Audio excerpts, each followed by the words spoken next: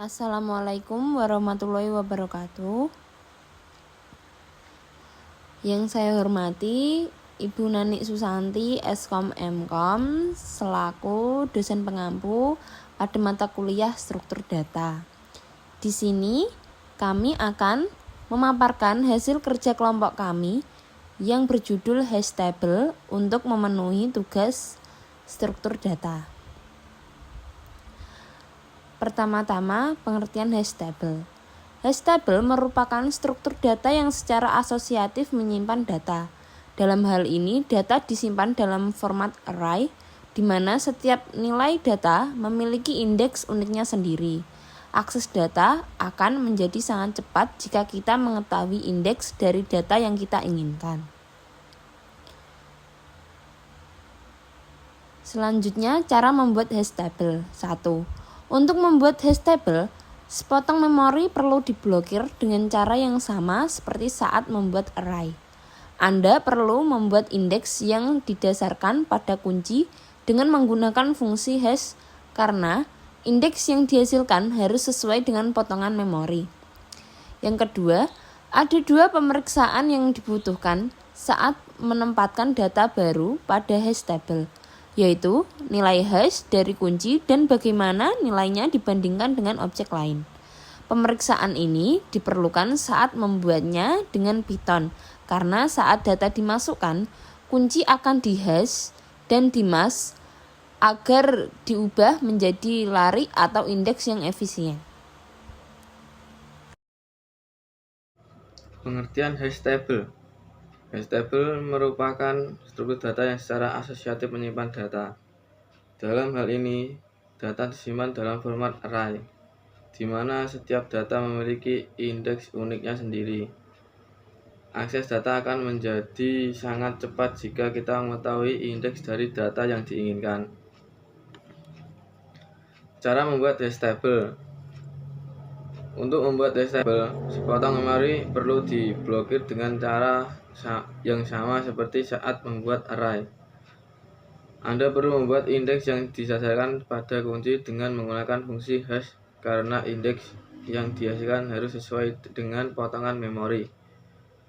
Ada dua pemeriksaan yang dibutuhkan saat menempatkan data baru pada hash table, yaitu nilai hash dari kunci dan bagaimana nilainya dibandingkan dengan objek lain. Pemeriksaan ini diperlukan saat membuatnya dengan Python karena saat data dimasukkan, kunci akan dihash dan dimask agar diubah menjadi larik atau indeks yang efisien. Fungsi hash table. Fungsi hash harus memiliki sifat berikut. Yang pertama, mudah dihitung. 2 key yang berbeda akan dipetakan pada 2 sel yang berbeda pada array. Dapat dicapai dengan menggunakan direct address table di mana semesta dari key relatif kecil, membagi key secara rata pada seluruh sel. Yang kedua, sebuah fungsi hash sederhana adalah menggunakan fungsi mod sisa, bagi dengan bilangan prima. Yang terakhir, dapat menggunakan manipulasi digit dengan kompleksitas rendah dan distribusi key yang rata. Operasi pada hash table. Yang pertama, insert. Diberikan sebuah key dan nilai insert nilai dalam table. Yang kedua, find. Diberikan sebuah key, temukan nilai yang berhubungan dengan key. Yang ketiga, remove. Diberikan sebuah key, temukan nilai yang berhubungan dengan key, kemudian hapus nilai tersebut. Yang terakhir, iterator. Mengembalikan iterator yang memeriksa nilai satu demi satu. Kenapa sih kita membutuhkan hash table? Hash table ini adalah kita memetakan setiap data kita, mengubahnya ke dalam key dan memasukkannya ke dalam array yang sudah memiliki key masing-masing.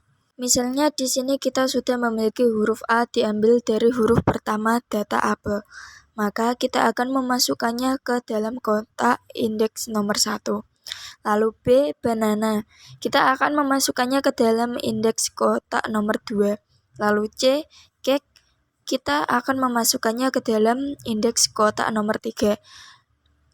Lalu nomor 4 adalah donuts ke dalam kotak nomor 4. Kotak indeks nomor 5 kita kosongi karena tidak ada data yang berawalan dari huruf E. Selanjutnya F Fanta kita taruh pada indeks nomor 6.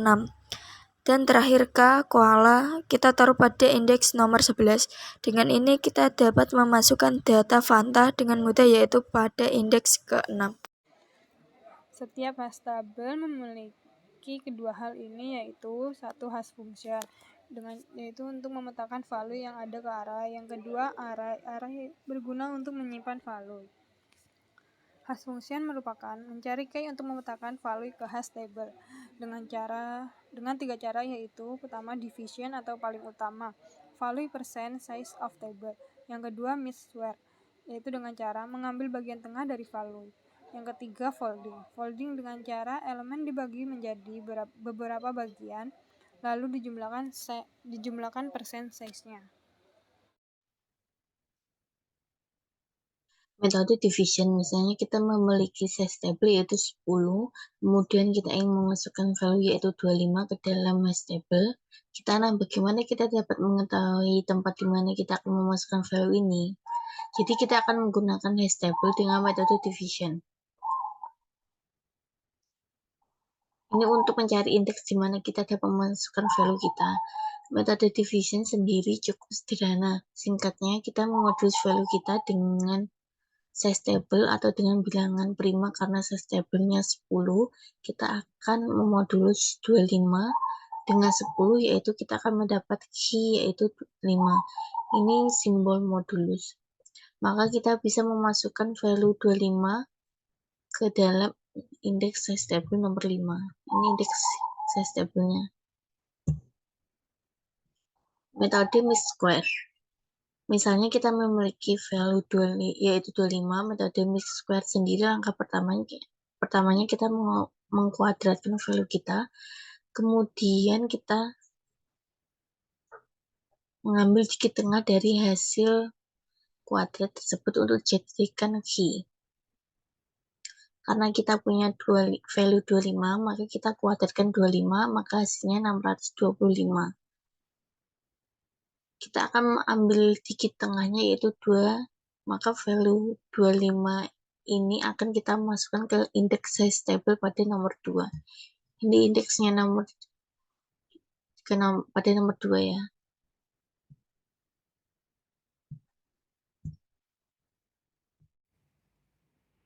Collusion adalah hasil dari transmisi data antara 2 atau lebih perangkat di internet yang sama secara serentak, yang mana data tersebut akan terpecah menjadi beberapa fragmen untuk ditransmisikan kembali. Contohnya, pada indeks 5 sudah terisi dengan data 15, maka data 25 tidak bisa masuk dalam indeks tersebut.